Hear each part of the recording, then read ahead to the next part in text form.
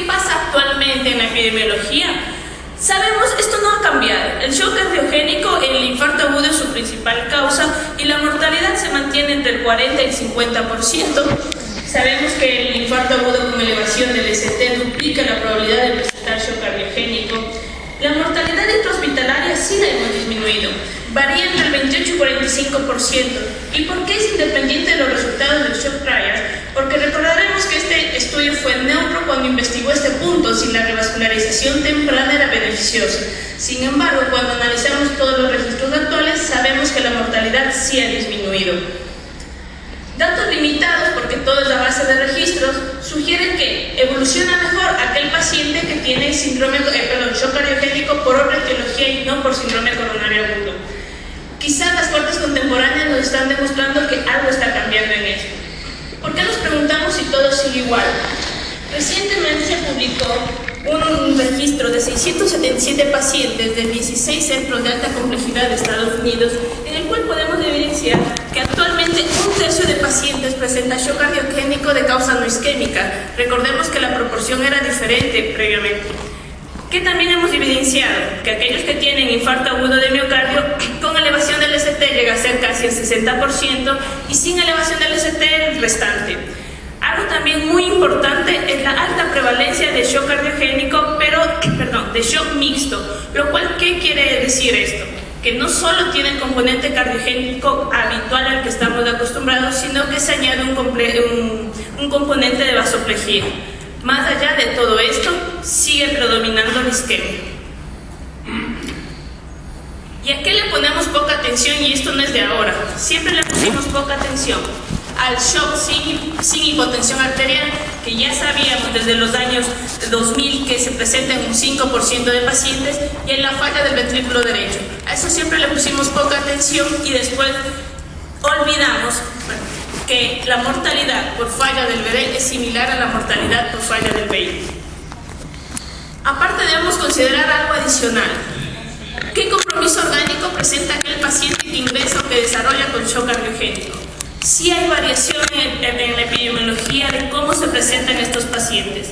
Como podemos ver, sin fallas orgánicas era lo más común ver. Sin embargo, con el paso del tiempo, esta corte desciende, mientras que los pacientes que presentan fallas multiorgánicas están en ascenso. ¿Cuál falla es la principal? La falla respiratoria, seguida de la falla renal. Y conforme hay más órganos comprometidos, evidentemente la mortalidad es mayor. Si tenemos 2 órganos comprometidos, el paciente duplica su riesgo de mortalidad.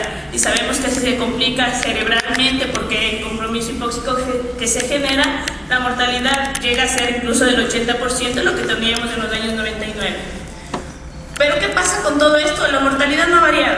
Podemos ver que está entre el 50, 40 y 50%, es decir, pese a todas las estrategias que tenemos y en shock cardiogénico, no hemos cambiado nada en los últimos años. Vamos a definir un poco lo que es el shock. No nos vamos a alargar mucho en la definición, es clínica. Es un desorden cardíaco primario que va a generar bajo gasto, lo cual se va a evidenciar en tanto parámetros clínicos como parámetros bioquímicos. Y todo esto nos demuestra simplemente hipoperfusión tisular. ¿Qué nos enseñó el shock trial en el 99? Nos enseñó los parámetros hemodinámicos. ¿Qué nos enseñó el shock 2? Él nos enseñó y nos dejó una lección de considerar el láctico. ¿Y qué nos dijeron las guías del 2016 de insuficiencia cardíaca? Nos hablaron del diagnóstico netamente clínico del shock cardiogénico. No nos vamos a detener en todas las definiciones, cada uno de los diferentes trabajos han variado. Podemos decir del índice cardíaco si es menos de 1.8, si está bajo soporte es menos de 2.2. Sin embargo, todo esto es necesario para enrolar a los pacientes en los trabajos, pero probablemente esto es muy poco aplicable a la práctica clínica diaria.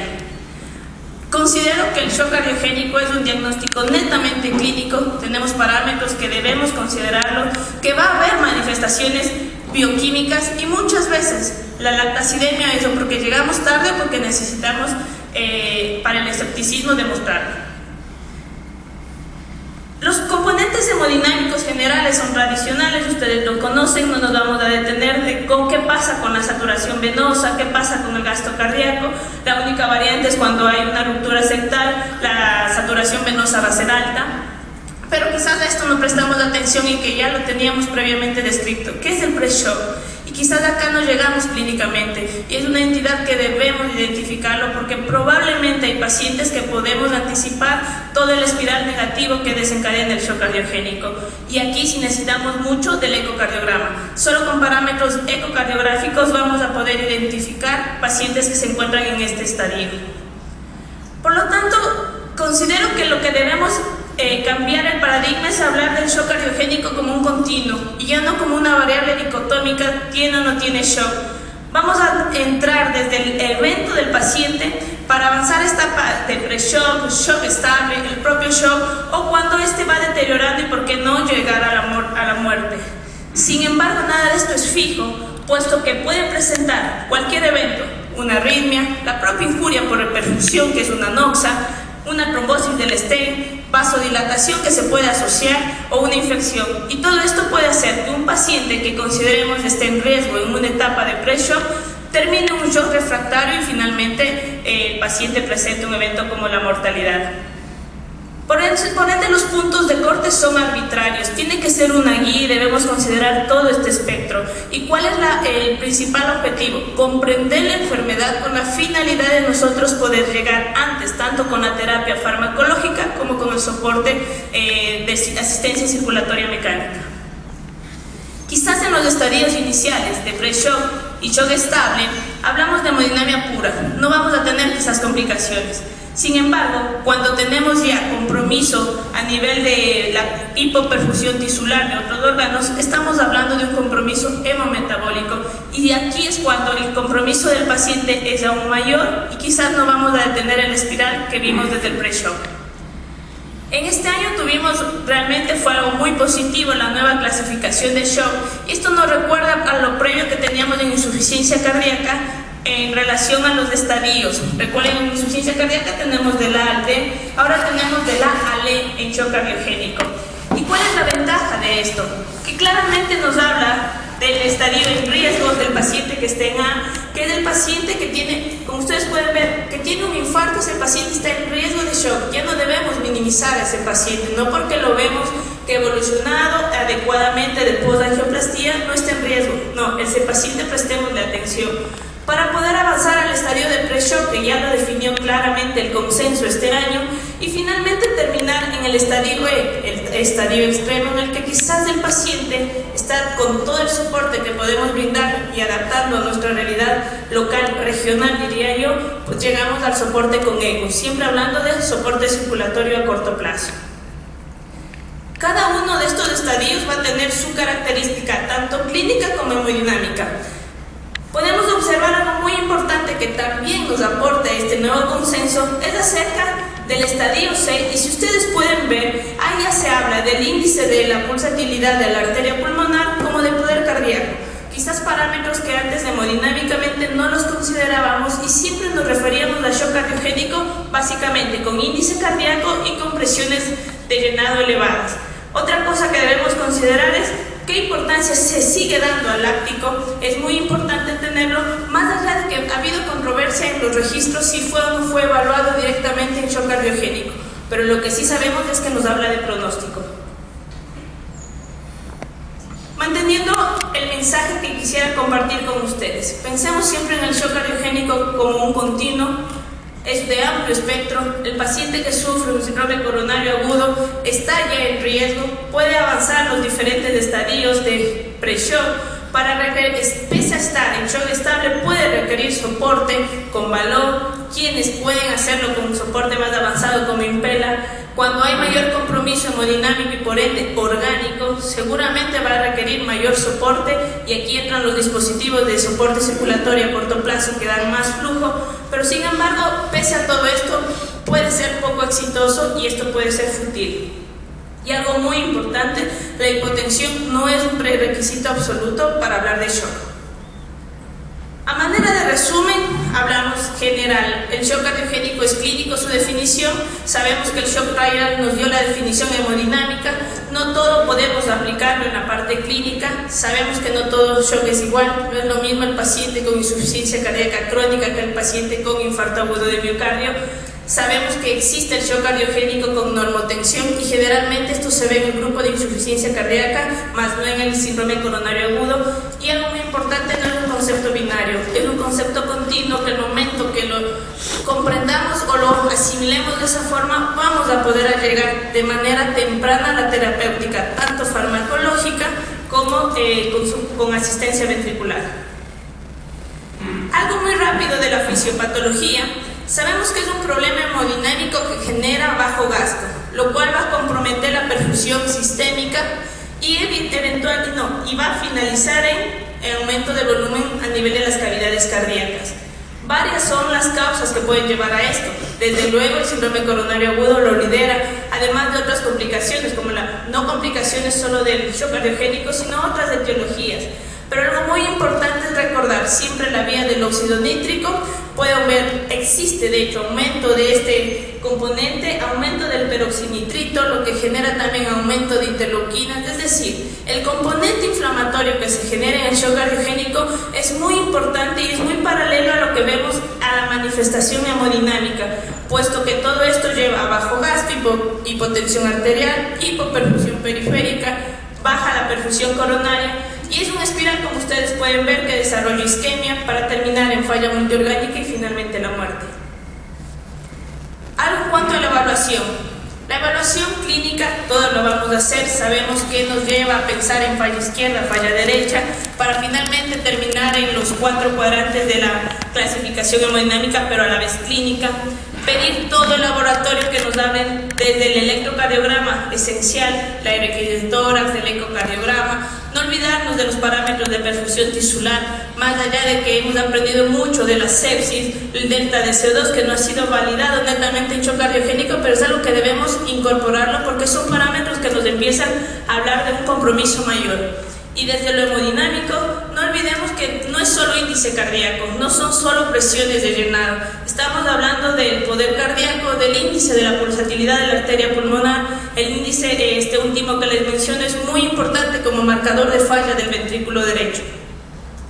Y quizás debemos en algún momento ya no solo enfocarnos en si aumentamos el índice cardíaco, probablemente debemos centrarnos en la microcirculación, que eso es algo que nos hemos olvidado últimamente.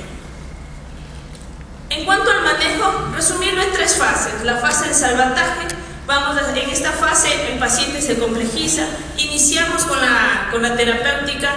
Personalmente siempre considero que los líquidos es una droga que debemos manejarla como tal, no a libre albedrío. Debemos avanzar con soporte inotrópico, soporte vasopresor, para finalmente llegar tanto a la optimización y estabilización como al titular terapias, las terapias que sean pertinentes acorde a la situación clínica del paciente. En el momento de titular terapias quizás nos damos cuenta que hay el 10 al 15% de pacientes con shock cardiogénico tienen refractariedad al tratamiento que le ofrecemos. El manejo específico, si hablamos post-síndrome coronario agudo, sabemos la parte inicial, lo hemos hablado toda la mañana en cuanto a lo importante que es la revascularización, la reperfusión, los tiempos que debemos tomarnos, pero cuando el paciente clínicamente no evoluciona bien, sabemos que tenemos 6 horas iniciales para poder complejizar al paciente, hacer una detección rápida del compromiso clínico que tiene y finalmente quizás dentro de las primeras 12 horas, si el paciente lo requiere, debe tener soporte circulatorio mecánico. Acorde a las diferentes regiones, la disponibilidad de recursos claramente es mayor en otros centros. Estados Unidos nos plantea dividir a los centros en diferentes niveles de centros de shock. Desde luego el nivel 3 es aquel que no puede realizar ATC, pero inmediatamente debe transferir al nivel 2 y finalmente al nivel 3, que es exactamente un centro de shock. Si podemos ver, el algoritmo es lo que hemos conversado. El paciente que se detecta debe ser referido a un centro de mayor complejidad. Aquí ya previamente, ya el año anterior, nos habían hablado del índice de pulsatividad de la arteria pulmonar y del poder cardíaco, el cual ha demostrado ser pronóstico de mortalidad. Pero también la ventaja del sistema. Nos hablan del Impela, que es la combinación de Impela con ECMO, o del Bipela, que es poder utilizar dos Impelas, acorde a la disfunción ventricular claramente. Quizás el ideal no se cumple y eso nos pasa a todos, lo hemos visto, quizás solo ejemplo, tenemos la referencia de grandes centros de las capitales, pero sabemos que nuestros países abarcan más allá de eso. En el 2017, en la guía de shock también se ratificó lo mismo. Lo importante es reperfundir, ¿sí? Y miren que en este artículo, que es muy interesante, publicado en Circulation, fueron muy claros en decir fibrinolisis. Y es algo que debemos nosotros ratificarlo. Si el paciente llega a nuestra capacidad del centro de brindar la angioplastia primaria, no retrasemos fibrinolisis. Y posterior a eso, si el paciente no evoluciona de forma adecuada, pensar en soporte circulatorio de corto plazo y todavía tiene lugar el balón de contrapulsación. ¿Qué evidencia tenemos? Sabemos una cosa es la revascularización completa sin shock y otra cosa la revascularización completa con shock cardiogénico. Y tuvimos el Curpri shock directamente, en el que se evidenció que no hay beneficio al revascularizar de forma completa. Por lo tanto, este se sostuvo en el tiempo, pero fue a expensas de daño renal, puesto que sabemos que el paciente que es sometido a una revascularización más prolongada va a tener mayor injuria renal. Los múltiples metaanálisis de los trabajos presentados, pero pacientes específicamente shock, demuestran que hay que revascularizar únicamente la arteria culpable. El último trabajo que se presentó en el Congreso Europeo, el CONFLICT, no tenía como exclusión los pacientes en shock cardiogénico. Sin embargo, ningún centro enroló este tipo de pacientes. Por lo tanto, no podemos transferir esa evidencia para ahora poder revascularizar de forma completa. Con esto, las guías lo posicionaron de qué forma debemos revascularizar únicamente la arteria culpable. La Sociedad Europea dice que es una recomendación 3B. ¿Y cómo avanzamos con el soporte circulatorio en este grupo? Sabemos que el balón de contrapulsación fue dado de baja por el Shock Trial 2, pero siempre fue el dispositivo más utilizado a nivel mundial. Si bien ligeramente ha descendido su uso por sobre los otros percutáneos, aún sigue siendo el soporte más utilizado. Sabemos cómo le bajaron de las guías. Sin embargo, hay algo muy importante que las guías dicen, no de forma rutinaria. Quizás lo empleábamos mal el balón de contrapulsación. Si comparamos el balón directamente con otros soportes percutáneos, ninguno es superior, tanto con Impella, con Tandem, y consideremos que en ninguno de estos casos es shock cardiogénico postinfarto agudo de miocardio, pero es la evidencia que tenemos. Un registro actual de cerca de 7.000 pacientes, todo Estados Unidos, nos deja un mensaje claro, más allá de que tenemos un RCT que podemos criticarlo porque no es doble ciego, hubo crossover, no se reportó los pacientes en paro. Quizás si analizamos y desmenuzamos un poco más del shock, sabemos que esos pacientes son los más graves y quizás no hubiésemos decidido soporte con balón si no necesitaban mayor complejidad. ¿Qué nos dice este trabajo? Nos indica que el balón se asocia con menos mortalidad en pacientes que sufren infarto agudo de miocardio y que la revascularización no es exitosa. Y ustedes lo pueden ver en las curvas, como el paciente que tiene una revascularización no exitosa, pero tiene balón de contrapulsación, le va mejor. Lo cual no quiere decir que sea rutinariamente aplicado. Ni el Tandem ni Impella fueron superiores, tanto Impella CP como Impella de 2.5. No se ha comparado con Impella de 5 litros. ¿Todavía tiene lugar el balón de contrapulsación?